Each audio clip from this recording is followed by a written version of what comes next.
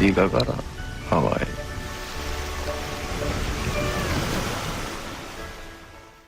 김어준의 뉴스공장.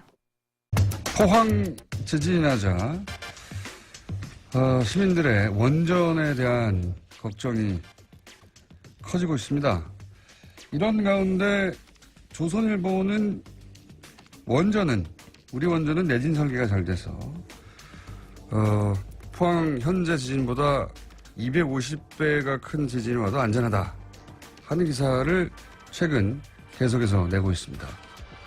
기사 제목을 그대로 읽자면 원전 24기 중 21기가 7.0 내진 설계가 되어 있어서 포항 지진의 250배가 와도 안전하다. 예. 2017년 11월 17일. 네. 3일 전이죠. 조선일보 기사입니다. 한국 원전 지진이 안전한가에 대한 분석 기사인데요. 그게 그렇지 않다라고 얘기하시는 분이 있습니다. 월성 2호기부터 4호기까지 설계와 제작에 직접 참여한 분입니다. 원자력 안전과 미래의 이정윤 대표, 저희가 스튜디오에 직접 모셨습니다. 안녕하십니까? 안녕하세요. 네. 원전 설계에 그리고 제작에 직접 참여한 분이 어디 있는지 저희가 찾다가 대표님을 찾았습니다. 우선 언제부터 이 관련 일을 하셨습니까? 원전 2호기부터 4호기 제작할 때는 무슨 일을 하셨어요, 그때? 예, 91년도에 이제 한국 원자력 연구원에서 네. 캐나다 원자력 공사와 공동 설계를 시작을 했습니다. 그때 91년도에 예, 그때 제가 참여해서 캐나다에서 저희들은 이제 원자로 기계 설계 쪽은 캐나다에서 3년간 수행을 하고 한국 들어와서 현장 시공할 때 그걸 이제 마무리하는 그런 형태로 진행을 했습니다. 그때 당시 소속이 어떻게 되셨습니까? 예, 원자력 연구원이었습니다. 원자력 연구원. 한국 원자력 연구원에 그러면 그때는 신분이 연구원이셨나요? 예. 그렇군요. 그야말로 월성 2호기부터 4호기요? 예. 2호기부터 4호기에 설계와 제작에 직접 참여하신 분입니다. 그렇기 때문에 토를 달지 마라. 직접 참여하신. 처음에는 그러니까 캐나다에서 배운 거군요. 이 2호기부터 4호기까지는. 예, 중수로는 캐나다가 원래 설계 소유권을 가지고 있죠. 그렇군요. 그래서 직접 설계하고 제작을 참여하셨고. 근데 이제 원전은 설계할 때부터 지진에 대비하는 설계를 하죠. 예, 기본적으로 부지 특성부터 조사를 해서 기계 자체가 원자로부터 전체가 내진 설계를 하도록 되어 있습니다. 규정이 규정화돼서 그것이 법적으로 하게 되어 있습니다. 그 설계 기준이 6.5였던 건 맞습니까? 그 당시는 리터 규모라든가 진도 이런 걸로 따지는 게 아니고 집안 가속도 기준으로 0.2G 집안 가속도 기준으로 따졌다고 하시는데 집안 가속도라는 게 발전소 부지가 어느 정도 흔들리느냐, 그 힘, 가속도를 기준으로 땅을 흔드는 힘의 정도가 0.2G. 근데 그 0.2G가 바로 6.5 지진에 해당된다. 해당된다라고 많이 얘기하죠. 그래서 6.5라는 수치가 나오고 6.5 리터 이야기를 하는 거군요. 근데 실제로 그때는 리터 기준으로 한 게 아니라 집안 가속도 기준으로 했는데 그게 0.2였다. 그 집안 가속도를 말씀하시니까 이제 찾아보면 이번에 포항의 지진은 집안 가속도가 0.013G였다라고 측정이 됐다고 합니다. 그래서 그러면 이제 0.2에 비하자면 10분의 1 정도도 안 되니까 이게 안전하다 이렇게 얘기를 하고 그리고 리터 기준으로 따지자면 6.5나 7, 250배의 큰 강도의 지진이 와도 안전하다. 이렇게 얘기하는 거거든요. 이런 주장을 조선일보가 계속 연속으로 최근에, 그러니까 원전 안전에 대한 이야기 많이 나오고, 지진이 나다 보니까, 특히 이제 그러면은, 이제, 최근에 이제 그, 원전을 더 짓자 결론이 났지 않습니까? 그게 혹시 영향을 받을까봐, 신고리 원전 56호기를 건설 재개를 이제 결정했는데 거기 영향을 받을까봐 아마 이런 기사를 내는 거라고 추정이 되긴 해요. 예. 안전하다. 기존도 안전하고 앞으로 지을 건 안전하다. 그런 주장을 하는데 이 주장이 맞습니까? 안전을 그렇게 주장을 해서 되는 게 아니거든요. 안전은 그렇죠. 입증이 돼야 되는 거거든요. 예. 그런데 그렇게 발전소는 예. 관리 상태가 어떤지 그거에 대해 실상을 얘기하지 않고 그냥 내진 설계가 이루어졌기 때문에 문제가 없다 이런 식으로 예. 그냥 홍보성으로 얘기하는 거 아닌가. 저는 이제 그런 거는 좀 적절하지 않다고 봅니다. 그런 주장은 적절하지 않다. 좀 더 구체적으로 내진 설계가 6.5나 7 기준으로 되어 있기 때문에 6.5나 7, 6.5나 7이라는 건 지금 포항 지진의 250배나 큰 지진인데 그 정도 와도 그런 설계가 되어 있으니 문제 없다. 이 주장이 과학적으로 전문가로서 왜 이게 말이 안 되는 겁니까? 그렇게 단정하면 안 되는 겁니까? 저는 이제 양산단층이 살아있기 때문에 예. 이번에 이제 포항에서 또 지진이 또 일어나지 않습니까? 예. 그러면 양산단층 일대가 예. 활성화돼 있다 이렇게 예. 보는 게 맞습니다. 예. 그러면 지진이 양산단층 일대에서 어디서든지 발생할 수 있다는 거예요. 지금은 포항이라는 먼 지역에서 한 40km 떨어진 40km 곳은 떨어져서 예. 발생됐기 때문에 예. 발전소의 10분의 1 설계 기준이 10분의 1 정도의 약한 예. 영향을 줬을 뿐이지 예. 운에 따라서는 발전소 근처에서 터질 수도 있는 거고 그렇죠. 그렇지 않습니까? 그렇게 되면 언제든지 위협을 가할 수 있는 그런 양산단층이 바로 옆에 지나가고 있기 때문에 예. 만반의 준비를 해야지 그- 무조건 안전하다 이렇게 얘기할 상황은 아니라고 봅니다. 그러면 지금 지진의 강도가 5.0이다, 6.5에 한참 못 미친다, 5.3이다 이렇게 하는 건 중요한 건 그 지진의 리터 수치가 아니라 지방 가속도로 어느 정도로 영향을 주느냐에 결정이 됩니다. 그런데 그거는 진원이 그럼 원전이 얼마나 가까이 있느냐에 영향을 받는다. 그렇죠. 그리고 그것과 네. 또 토양 예. 상태에 따라서 토양의 특징. 특징에 따라 전파되는 게 예.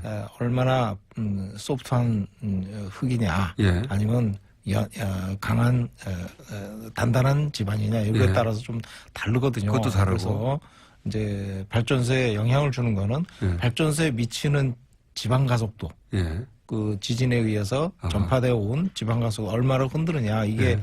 영향을 받거든요. 그게 예. 제일 중요한 거거든요. 그렇게 됐군요. 그러니까 진원이 가까이 있을 수도 있고 먼데도 있을 네. 수도 있고 멀리 있으면 당연히 영향이 약해지고. 작겠죠. 아무리 네. 후쿠시마 원전 사고 9.0까지 일어났지만은 예. 우리나라에 미친 영향은 그렇게 크지 않았거든요. 당시에 예. 진동이. 예. 그러니까 리터 기준으로 자꾸 얘기하는데 이렇게 얘기하면 안 되고 좀 착시를 익히고 중요한 것은 지진이 일어나서 얼마의 가속도로 땅이 흔들리냐가 중요한데 예. 그게 0.2 기준으로 돼 있는데 이것은 지진이 원전에서 얼마나 가까이서 벌어졌느냐 그리고 그 집안의 특징이 어떠느냐 이런 걸 따져야 되는데 이거는 리터 기준만 가지고는 측정할 수 없는 거다. 그건 단지 이제 지진이 얼마나 크게 왔다. 이거를 이제 객관적으로 서로 상대적으로 이해를 할 수 있는 그 수치고요. 예. 원전에 미치는 영향은 그 원전에 얼마나 가까이에서 그런 지진이 왔느냐 또는 발전소의 부지에 얼마나 가속도가 크기로 왔느냐 이게 더 중요해요. 그러면 예를 들어서 이번 지진이 원전 바로 아래서 있었다 혹은 바로 근처에 있었다 그러면 지금처럼 아무 문제가 없는 게 아니라 어떤 문제가 있을 수도 있는 그런 가능성을 따져봐야 되는 거네요. 가능성 있다고 봐야죠. 그러니까 이제 0.2G로 설계를 한 거죠. 무섭네요. 그러면 우연 지진이라는 게 이제 인간이 예측할 수가 없기 때문에 예측할 수 없습니다. 네, 현재 기술로는 예측할 수 없기 때문에 운이 좋았다 이번에는 표현할 수도 있는 거네요. 예, 그러니까 이제 만반의 준비를 해야죠. 네. 야. 그러면 6.5, 7 이렇게 말하는 내진 설계 기준 자체는 우리가 믿을 수 있습니까? 원전이 지금 6.5나 7 기준으로 설계되어 있기 때문에 그런 지진이 와도 안전하다라고 이제 단정적으로 계속 얘기하고 있는데 설계를 해보신 분들은 어떠세요? 예, 이론적으로는 설계를 그렇게 했으니까 이론적으로는? 제작 시공도 완벽하게 돼서 예. 현장에 완벽한 상태로 설치가 되고 작동이 될 때는 맞는 얘기입니다. 예. 근데 사람이 하는 일이라서 아하. 항상 감시를 해야 되거든요. 예. 그래서 설계 자체부터 독립적으로 검토를 해서 이 설계가 제대로 되는지 확인을 해야 되고 예. 그것이 현장에 제작을 들어갈 때 제작이 제대로 되는지 품질 감사를 하고 예. 그다음에 그것이 현장에 설치될 때도 품질 검사를 하게 돼 있거든요. 예. 예. 그래서 정비할 때도 마찬가지고 그런 완벽한 상태가 돼야 그것이 맞는 얘기지. 사실 0.2G만 하더라도 상당히 높은 수준의 예. 지방 가속도이기 때문에 일단 현장의 상태 예. 그것이 굉장히 중요합니다. 설계가 그렇게 됐다. 그것만 가지고는 이렇게 확정적으로 말하면 안 되다. 예. 근데 이거를 검증하는 데가 한수원 아닙니까? 검증하는 거는 사실은 한수원이 이제 품질 검사를 통해서 예. 확인을 하고 여러 가지 검증 시스템이 있습니다. 예. 근데 중요한 거는 한수원에서 발주한다는 거예요. 돈이 어디서 나오냐가 중요하거든요. 예. 그러면 독립성 문제인데 예. 예를 들어서 품질 검사를 하라 하고 한수원이 고용을 해서 품질 검사를 시키는 건데 함선이 제작도 하고 예를 들면 끝에 감리도 하고 다 해버린다는 거죠. 돈 주고 다 하는 거예요, 자기네들이. 모든 걸 다 감독해버리는 거예요. 별도의 감독기관이 따로 있는 게 아닙니까? 이건? 그거는 원자력 안전위원회. 예. 예, 거기 규제기관이 킨스라는 이제 기술원이 있거든요. 거기서 예. 조사 평가를 하는데 그게 독립기관이거든요. 사실 예. 법적으로 돼 있습니다. 예. 근데 실제로 지능 중심으로 하다 보니까 이쪽 조직이 굉장히 취약하죠. 사람도 부족하고 예산도 부족하고 뭐 그렇게 돼 있죠. 그러니까 지금 우려하시는 바는 만약에 칠 내진 설계가 제대로 됐는지부터 시작해가지고 감리까지 쭉 다 확인해야 되는데 그걸 한 기관에서 다 하기 때문에 그걸 어떻게 확인할 수가 있냐. 예. 한 기관이 자기들은 원전을 짓고자 하는 기관인데 이 기관이 처음 설계부터 시작해서 마지막 감리까지 다 사실상 장악하고 있어서 예. 한수원이 마음대로 안전하다고 해버리면 그냥 안전하게 되는 거네요. 그러니까 물어볼 데가 없으니까 다 한수원 가서 물어보거든요. 안전하냐 이렇게. 한수원은 당해 사업자니까 안전하다고 그러죠. 그래서 지금 설계와 제작에 직접 참여하신 분으로서 지금 이야기하는 250배 지진이 와도 안전하다고 하는 기사 이렇게 단정적으로 말하는 건 이렇게 단정적으로 말할 수 없다. 예. 라고 단정하시는군요. 예. 거꾸로. 예. 그러면 이 기사 같은 걸 읽으시면 어떤 기분이 드십니까? 좀 자신감도 아니고요. 예. 자만심도 아니고 이건 경박스러운 겁니다. 자연 지진에 대해서 예. 이렇게 큰 소리 칠 수 있는 인간이 누가 있냐. 예? 그렇군요. 직접 설계를 해보신 분으로서 계속 강조합니다만 직접 설계하고 제작을 하셨던 분으로서 아니 자기들이 뭐라고 이렇게 단정하고 있나. 예. 예. 이렇게 단정할 수 없지. 예를 들어 후쿠시마 같은 경우요. 그러면 인간이 안전하다고 단정한 일본 같은 경우는 지진에 관한 정보가 가장 많은 곳인데도 불구하고 후쿠시마는 큰 사고가 났지 않습니까? 후쿠시마 사고는 어떻게 된 겁니까? 좀 설명을 해 주십시오. 후쿠시마 사고는 간단합니다. 지금 해결료를 냉각을 시켜줘야 되는데 냉각시키지 못하면 온도가 무한대로 올라가거든요. 이론적으로는. 그렇겠죠. 근데 자연 상태에서는 6,000도까지 올라가는 걸로 돼 있어요. 6,000도요. 네. 네. 그러니까 안 녹이는 재료가 없는 거예요, 지구상에서. 6,000도면 다 뚫어버리겠죠. 다 뚫어버리죠. 네. 그러니까 그렇게까지 위험하니까 냉각을 항상 시켜줘야 됩니다. 해결을. 점화가 되고 나서는 항상 냉각을 시켜줘야 되는데 그 냉각시키는 게 물로 냉각을 시키잖아요. 예.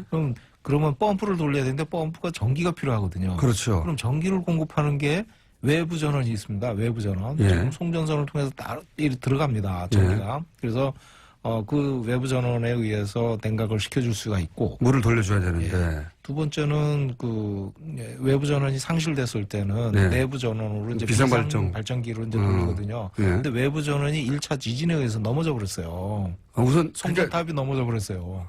지진이 나서 예. 그 원전이 뽀개진 게 아니라 송전탑이 넘어간 거군요. 그냥 1차적으로. 송전탑이 넘어가서 그래서 전기가 안 들어왔다. 전기가 안 들어간 거예요. 전기가 안 들어가니까 시킬 수가 없어서. 그러니까 비상 발전을 해야 되잖아요. 그렇죠. 그걸 하고 있었는데 쓰나미가 와서 침수를 시켜버린 거예요. 그러니까 냉각 기능이 안 된 거죠.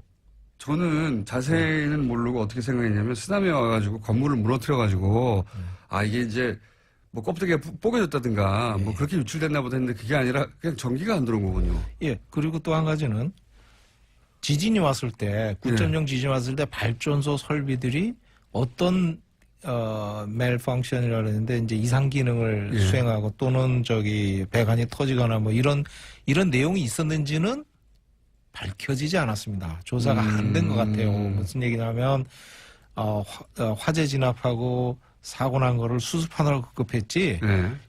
지진이 왔을 때 설비들이 잘 돌아갔다 이렇게 얘기를 하거든요. 사실 진짜 잘 돌아가는지 확인이 안 되는 거예요. 그건 확인 안 됐다. 근데 확인이 된 것은 한마디로 말해서 전기 공급이 안 돼서. 그렇죠. 지금 확인할 수 있는 거는 전기 공급이 안 됐다. 지진 때문에. 이게 사실 생각보다 지금 내진 설계라는 게 건물 자체가 버틴다 이것만 생각하고 있었는데 그게 아니라 전기 공급선이 끊어지면 그것도 사고 나는 거군요. 이번 사건이 그겁니다. 후쿠시마 사건의 핵심은 냉각을 시키는 전기가 끊어져서 그렇게 되는. 아니 그거는 그보다 더 낮은 지진으로 일어날 수 있는 거 아닙니까? 재수가 없으면 말씀하셨듯이. 말씀 그렇게 하시면 뭐 그럴 수도 있는 겁니다. 약간 공학적으로는 견딜 수가 있어야죠. 공학적으로는. 예. 근데 이제 송전탑이 너무 큰 지진에 의해서 무너졌다는 거.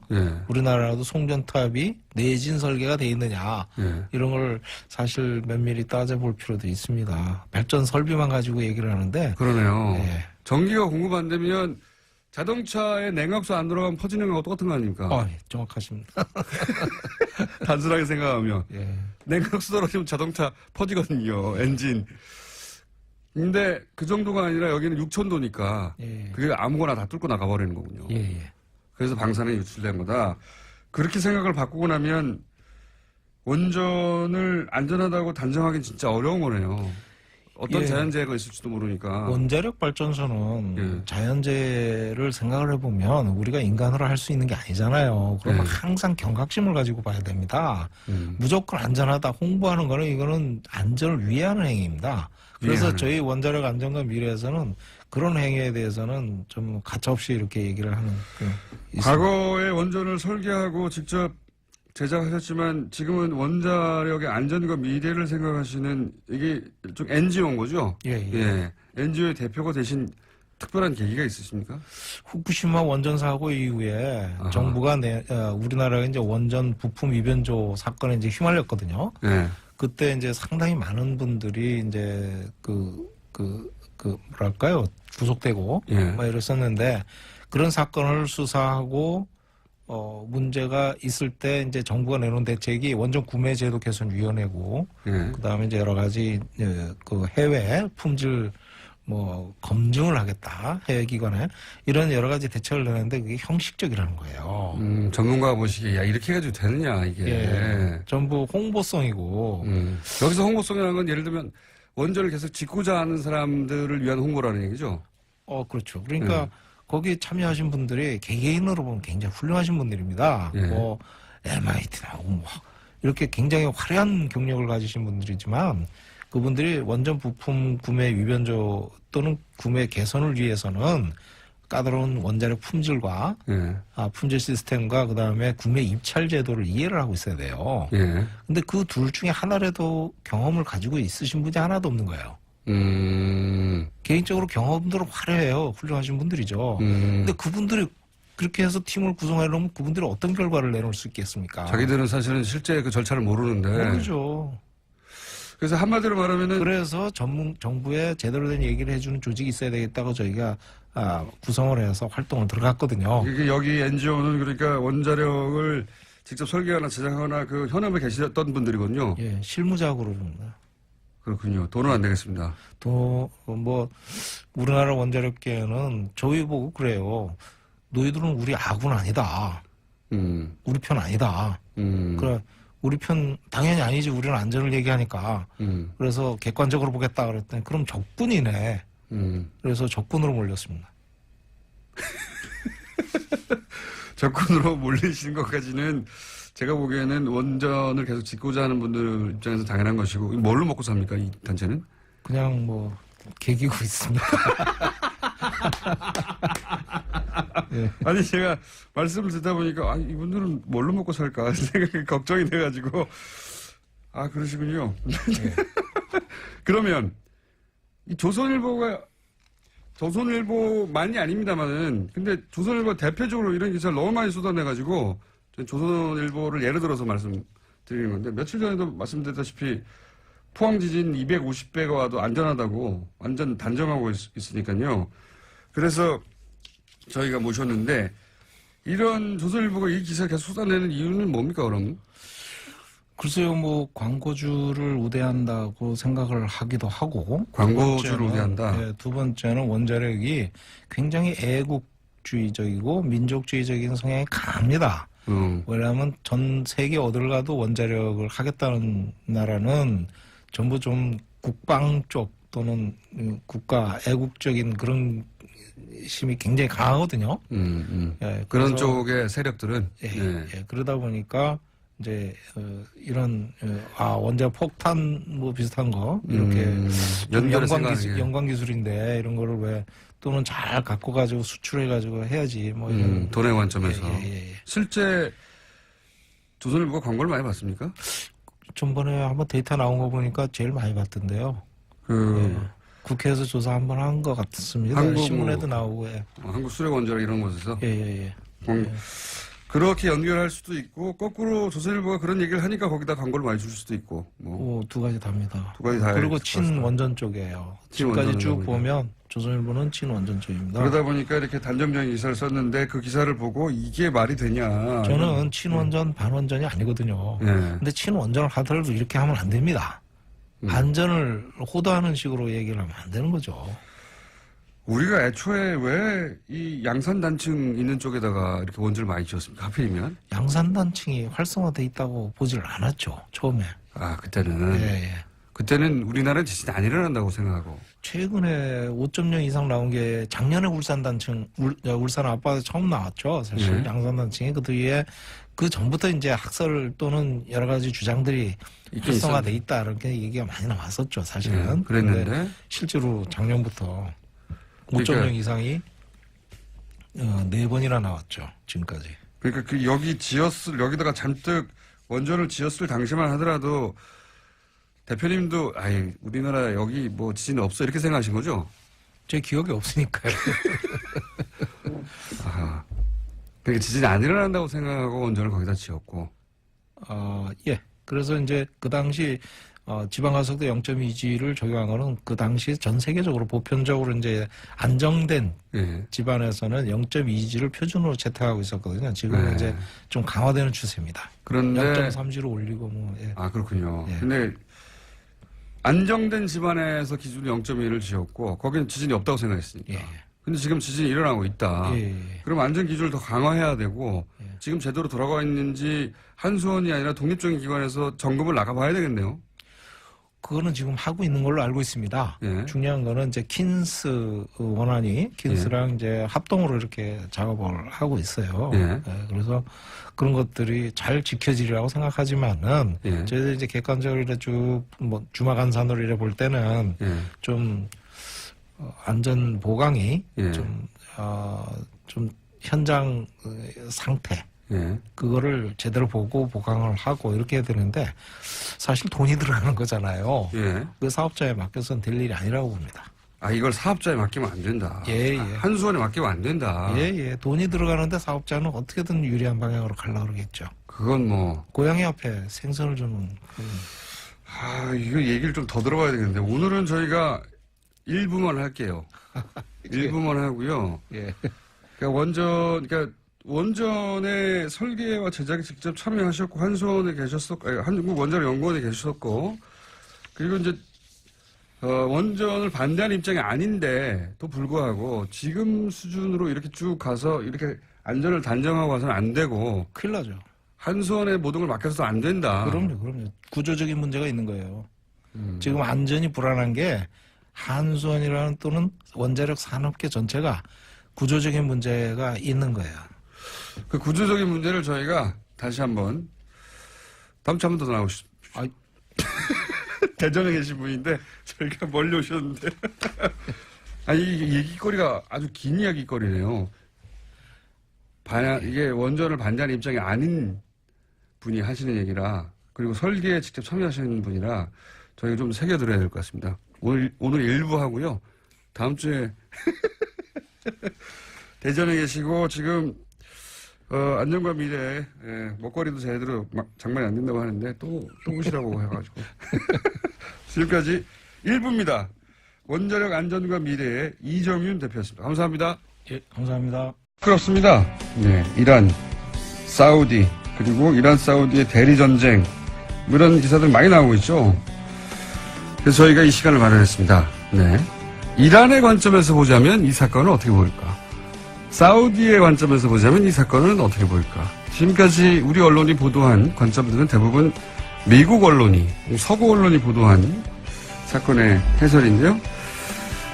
궁금해서 저희가 각 당사자국에서 이 사안을 보면 이 중동 사태가 어떻게 보일까?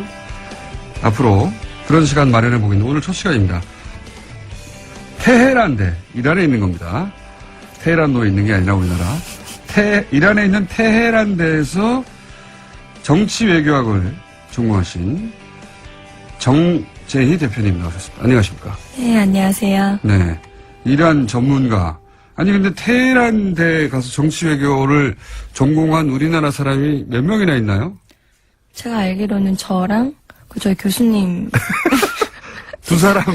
한테 한 명 더 있을 수도 있고, 네. 나 본인이 알기엔 두 사람밖에 없다. 한 명 더 있나, 네. 3명? 네, 국내 총 3명밖에 없습니까? 그런 것 같아요. 그렇게 우리가 이란 전문가가 드물어요. 교수님은 그럼 몇 년도에 가셨습니까? 저희 교수님은 제가 알기로는 80년대에 가신 걸로 알고 있어요. 네. 선구자시네요. 그리고 본인이 그러면 2000년대 가신 겁니까? 네네, 저는 2013년이었죠. 13년에? 네네. 교수님 이후로 30년간 아무도 제가 테헤란대에서 정치외교 공부했는데 이란 가서 정치외교 해볼 생각이 있어. 아무리 물어봐도 아무도 안 간 거죠. 30년간. 안 간 거고 본인이 드디어 본인은 왜 선택하셨어요 이렇게? 저는 사실 원래 정외과를 가려고 했던 건 아니고요. 예. 그 이슬라믹 페미니즘 전공을 하고 싶었는데 예. 외국인을 안 받아준다고 그래가지고 이제 몇 개 중에 골랐어요. 그렇군요. 어쩌다가 몰라서 이란 대학교 정치외교학과를 전공하시고 네. 그 이후로 5년간 계속 계셨다면서요? 네네, 거기서 석사 한 3년 정도 했고요. 그 앞에 이제 어학연수 좀 했고요. 그래서 총 한 5년 정도. 근데 우리나라에서 이렇게 이란어를 전공하고 이란에 오래 살고 하는 그래서 이란 전문가가 된 분들이 적죠, 실제. 네, 많이 없죠. 그러니까 본인이 이란 전문가로 활동하시고 이란 전문가로서 지금 그럼 통역 같은 걸 하시는 겁니까? 네, 저는 이란아토즈라는 회사를 운영하고 있고요. 이란아토즈는 이제 이란어 전문 통번역 회사고 그리고 뭐 기업들의 이제 서비스 제공하기도 하고요. 컨설팅이나 시장 조사나. 알겠습니다. 굉장히 뭐 영어 통번역 하는 분들이나 다른 언어는 굉장히 많은데 이란어 통번역을 전문으로 하는 곳은 없는 거죠, 거의. 네네, 그렇죠. 네. 그래서 저희도 찾다가 왜냐면 중동 사태는 궁금한데 이걸 직접 얘기해 줄 전문가가 그렇게 생각처럼 많지 않더라고요. 자, 오늘 하실 역할은 이란의 관점에서 보는 겁니다. 네네. 철저하게. 저희가 이제 한국말을 잘하는 이란 분을 모실까도 싶었는데 그분도 한국 사정을 잘 모르니까. 그래서 한국 분으로서 이란에 빙의하여 이란의 입장에서 이 사안을 설명을 좀 해주십시오. 네네네. 그리고 가장 최근까지 계셨으니까. 네. 예. 우선 우리가 이란에 대해서 잘못 알고 있는 게 있습니까? 이란에 대해서 잘못 알고 있는 점은 굉장히 많은 것 같아요. 일단 우리나라 사람들이 이란이라는 나라를 볼 때 일단 미국의 프레임으로 이제 보는 측면이 이제 많으니까. 잘못 알고 있는 거 대표적인 거 몇 가지만 짚어주세요.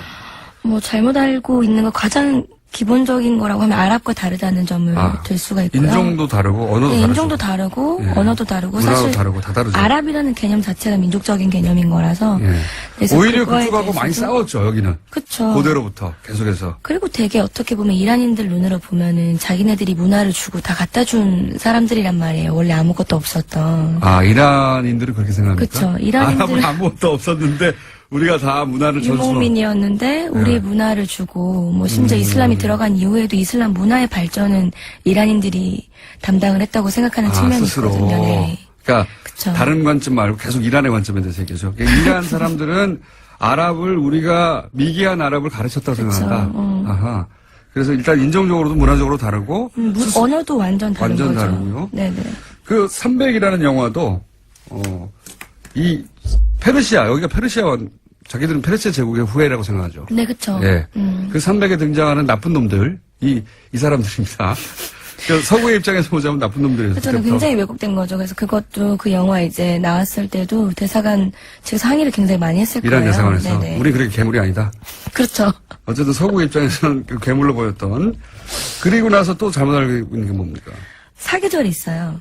아, 사막이 아니에요? 네, 굉장히 쉬운 건데 사계절이 있어서 특히 테헤란은 서울이랑 위도가 굉장히 비슷해요. 아하. 서울에 눈 오면 테헤란에도 눈 오고 서울에도 비 오면 테헤란에 눈 오는 건데 맨날 뭐 사막에 사냐 거기 택시 있냐 낙타 타고 다니냐 막 이런 거. 여기는 완전히 사계절이 있어서 우리하고 거의 비슷하다. 네, 비슷해요. 날씨가. 그리고 아랍이 아니다. 또 뭐 있습니까? 또 생각보다 굉장히 안전한 나라라는 것도 들 수 있을 것 같고요. 제 생각에는 유일하게 막 이런 거 얘기하면은 뭐 이렇게 위험 조장하지 마라. 뭐 거기 엄청 위험한 나라인데 보내가지고 큰일 나면 어떡하냐 막 이런 말씀하시는 분들 있는데 실제로 굉장히 안전해요. 그래서 여자분이 혼자 가셔서 여행하셔도 크게 무리가 없는 나라고 그것도 굉장히 오해 많이 하시더라고. 위험한 뭐 전쟁 중인 거 아니냐. 왜냐면은 그 지역 전체가 불안하다고 생각하고 네, 있잖아요. 그쵸. 네. 그래서 이란은 아랍하고 묶여서 중동으로 들어가고 거기는 네네. 항상 전쟁이 있고 내전이 있고 그런 네네. 나라. IS. 네. 근데 그런 치안이 좋은 국가다. 네, 치안이 잘 돼 있어요. 약간 어떻게 보면 약간 독재 국가라고 볼 수도 있기 때문에 치안이 잘 돼 있어서 안전하고 그리고 막 미국인을 뭐 실제로 복원하면 뭐 굉장히 싫어하고 반감을 반미국가. 네, 가지고 있고 그럴 거라고 생각하는데 오히려 국민들 개개인으로 보면은 미국에 대한 뭐 선망, 갈망 이런 것도 굉장히 큰 나라라고 볼 수 오히려 있고 네. 젊은 세대는 특히. 재밌더라고요 그런 점이. 네. 그러니까 우리가 잘못 알고 있었던 점들이 그러하고 자, 이거 벌써 이 얘기는 하면 엄청나게 길어질 얘기들이라 이제 오늘은 맛배기로 여기 얘기해 볼 거예요. 최근에 이란하고 사우디하고 네. 한참 부딪히고 있지 않습니까? 네네. 이란과 사우디가 부딪히기 시작한 건 언제입니까? 언제부터입니까? 뭐 원래도 그렇게 유쾌한 사이는 아니었겠지만 이란에서 이제 1979년에 이슬람 혁명이 터지게 되면서 이란은 굉장히 자기네들의 역할을 지위를 공고히 하게 된단 말이죠. 왜냐하면 우리는 이슬람 혁명을 통해서 그것도 시민들의 자발적인 혁명을 통해서 정당성을 가지고 있는 정권을 수립한 나라인데 왕정이 아니라 네, 이제 왕정에서 쿠데타를 어떻게 보면 일으켜가지고 예. 쿠데타가 아니죠. 혁명을 일으킨 거죠. 네. 그래가지고 이제 시민들의 지지를 받았으니까. 그렇죠. 시민들의 지지를 받았으니까 그래서 이제 정권이 생기게 된 건데 사우디 입장에서 보면 자기네들이 굉장히 뭔가 이슬람 국가에 전제 왕권 국가죠. 예, 그렇죠. 여전히. 이슬람 국가에서는 굉장히 왕정이고 권위를 가지고 있는 나라인데 우리 메카를 가지고 있는 나라잖아요. 예. 그런데 이슬람의 성지 메카. 그렇죠. 근데 그 이슬람 혁명이 이란에서 일어났단 말이에요. 그러니까 굉장히 자존심이 상할 수도 있을 거고.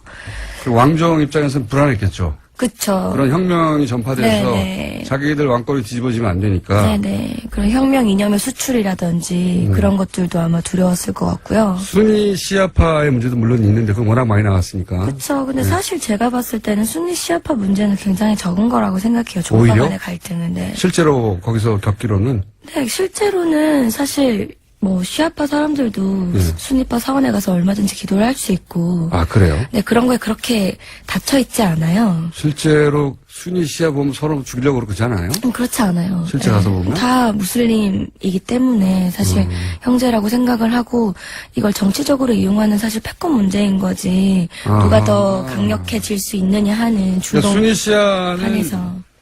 그 안에서 명문으로 사용하는 거지. 네네, 그쵸. 실제 순위시아 그 각각의 사람들이 서로를 막 실제로 적대시하고 네. 표면적으로 그런 건 느껴지지 않는다. 네네, 그런 건 아닌 거죠. 네. 적어도 이란 내에서는.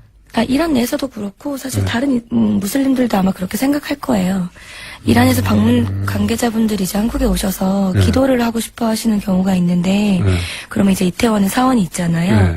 거기를 안내해드리면 그럼 제가 장난을 치죠. 여기 순위파 사원이다. 괜찮겠냐. 전혀 no problem.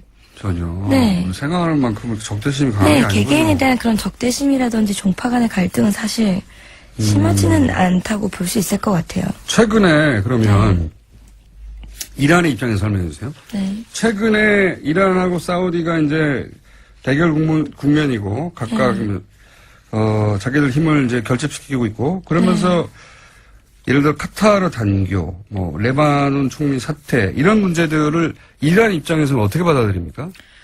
이란이랑 사실 사우디 갈등에서 봤을 때 서로 1대1로 맞짱을 뜨기보다는 뭔가 자기의 세력을 굉장히 공고히 해서 대리전을 펼치고 있는 그쵸, 거예요? 대리전으로 가는 양상이 있는 것 같아요. 제가 봤을 땐. 그래서 카타르 단교도 사실 마찬가지고 카타르라는 국가는 원래 약간 애매했거든요. 완전 사우디 편도 아니고 이란 편도 아니었던 건데 사우디 입장에서는 그 스탠스도 별로 마음에 안 들었던 거예요. 카타르한테. 확실히 해라 입장은. 그렇죠. 그래서 어떻게 이란은 그럼 이걸 어떻게 받아들여요? 정말 어이없어 하는 거죠. 대체 무슨 왜 카타르랑? 그쵸. 단교? 그리고 이란은 보시면 굉장히 그런 정치적인 국면에서 잘 빠져나가고 머리를 굉장히 잘 써요. 늘 어떤 그리고 의미에서 잘 국익이 쓴다는 제일 중요한 나라인 거죠. 국익은 다 중요한데 어떻게 머리를 잘 쓰나요? 예를 들어 봐주세요. 현명한 것 같아요. 예를 들어서 그 핵 협의를 봐도 협상을 봐도 사실 이란은 어떤 걸 위반한 적이 한 번도 없거든요. 그거는 그쵸. 실제로 국제사회는 그렇게 얘기하고 있죠. 네네네. 트럼프가 오히려 핵 합의 문제에 있어서는 우긴다고 이렇게 국제사회는 말하고 있는데. 네네네. 그러면 이렇게 IAEA 보고서를 준수하는 것도 빌미를 주지 않으려고 하는 거다? 그쵸. 이란 입장에서는 전혀 자기네들은 그 명분이 생기는 거죠. 사우디는 정말로 미워해요? 사우디 정말 미워하나? 그걸 되물어보시면 어떡합니까? 사우디를 미워하는 것 같진 않아요. 근데 왜냐면 일단 그래도 있지 이슬람 국가 같은 이슬람 국가고 사실 사우디랑도 보면 굉장히 신기한 게 이렇게 정치적으로는 사우디랑 뭔가 적대적인 관계 있는 것 같지만 이란 사람들이 또 메카로 가장 성지 순례를 많이 가지 않을까요? 아, 그렇다. 네. 개인 단위에서 사우디를 미워한다는 걸 느껴본 적은 없다. 네네, 그렇죠. 개인 단위에서는. 네네네. 지금 저희가 이제 압축적으로 좀 빨리 진행하고 있는데, 하시는 거 보고 고정으로 할까 말까 생각하려고. 근데 압축적으로, 그럼 이란이 최근에, 시아파 벨트는 우리나라 사실 언론들이 만든 용어고, 시아파 초승달이라고 부르죠. 네, 초승달 벨트. 네, 초승달이라고 부르는데, 초승달 벨트도 우리나라, 벨트라는 단어는 없어요. 그냥 얘기할 때 실제로는. 근데 어쨌든, 지금 그러면 이란이 그 지역에서 급부상하고 있는 건 맞죠? 네, 그렇죠. 그런 시아파를 묶어가지고. 네네네. 그렇죠? 거기에 대해서 이란 사람들 스스로 굉장히 자부심을 갖고 있습니까? 자부심을 가지고 있다기보다는 사실 이게 지금 주목하고 있는 건데 옛날부터 이란은 굉장히 시아파 국가들의 형님 국가? 네, 그렇죠. 라고 볼 수 있었어요. 그래서 어떤 사건이 터졌을 때마다 뭐 시리아도 그렇고 뭐 내전이 일어나서 이제 여기까지 해야 되겠습니다. 아쉽네요. 다음 시간 또 만나겠습니다. 정재희 대표였습니다. 안녕. 네, 감사합니다.